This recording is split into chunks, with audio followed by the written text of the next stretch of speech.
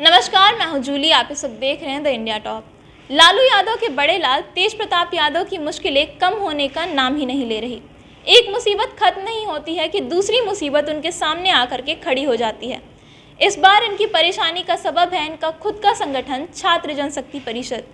दरअसल रविवार को तेज प्रताप यादव सचिवालय थाना पहुंच गए और वहां जाकर के उन्होंने शिकायत दर्ज की कि उनके संगठन के प्रभारी सुमंत राव आत्मदाह करने की धमकी दे रहे हैं। ऐसे में अगर सुमंत राव ने खुद को कुछ कर लिया तो इसकी जिम्मेदारी तेज प्रताप की नहीं होगी। आपको बता दें कि 1 महीने पहले ही तेज प्रताप यादव ने छात्र जनशक्ति परिषद का गठन किया था और इसमें उन्होंने इसका प्रभारी अपने खास समर्थक सुमंत राव उर्फ बबलू सम्राट को चुना था।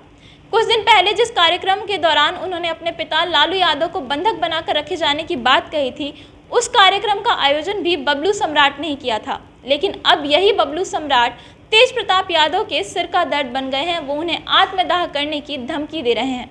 इसे लेकर के वो रविवार सचिवालय थाना पहुंच गए और वहां जाकर के उन्होंने कहा कि अगर बबलू सम्राट खुद को कुछ कर लेते हैं तो इसकी जिम्मेदारी उनकी नहीं होगी। जिसके बाद थानाध्यक्ष ने बबलू सम्राट को फ़ोन में लाया और उनसे पूछा कि आखिर वो आत्मदाह करने की धमकी क्यों दे रहे हैं।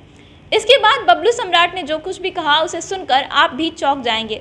बबलू सम्राट ने आरोप लगाया कि तेज प्रताप यादव उसे मानसिक रूप से प्रताड़ित करते हैं। उसने बताया कि संगठन को बनाने में और उस पर काम करने में बबलू सम्राट का बेहद बड़ा योगदान रहा है, लेकिन इन सबके बावजूद बबलू सम्राट को मानसिक रूप से प्रताड़ित किया जा रहा है। उसने बताया कि जब संविधान बनाया गया था तो उसमें कुछ नियम थे, लेकिन तेज प्रताप यादव लगातार उन नियमों को नज़रअंदाज कर रहे हैं। वो अपनी मनमानी कर रहे हैं और कुछ दिन के बाद ही ये संगठन अपने उद्देश्य से भटक रहा है। इसी को लेकर के बबलू सम्राट ने व्हाट्सएप के जरिए तेज प्रताप यादव को अपना इस्तीफा भी दिया था और उसमें कई सारे सवाल भी पूछे थे। लेकिन इन सवालों पर काम करने के बजाय तेज प्रताप यादव ने उल्टा बबलू सम्राट को संगठन से बाहर निकालने के लिए पत्र जारी कर दिया।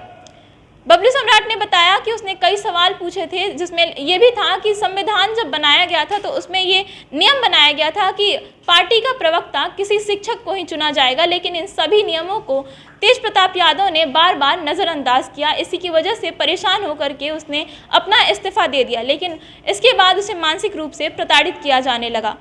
इसके साथ ही बबलू सम्राट ने यह भी आरोप लगाया है कि तेज प्रताप यादव समाज में उसकी छवि खराब करना चाहते हैं। ऐसे में इंसान अपनी इज्जत बचाने के लिए आखिर क्या करे।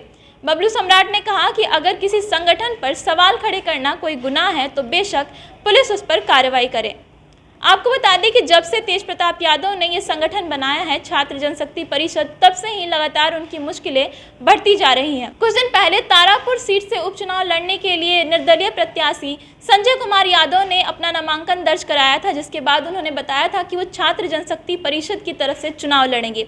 लेकिन उसी दिन रात को जाकर के वो राजद से हाथ मिला लेते हैं और इसके बाद तेज प्रताप यादव को एक बड़ा झटका लगता है। एक बार फिर से उन्हीं के संगठन के प्रभारी सुमंत राव ने आत्मदाह करने की धमकी दी है, जो कि उनके लिए एक बड़ा झटका है।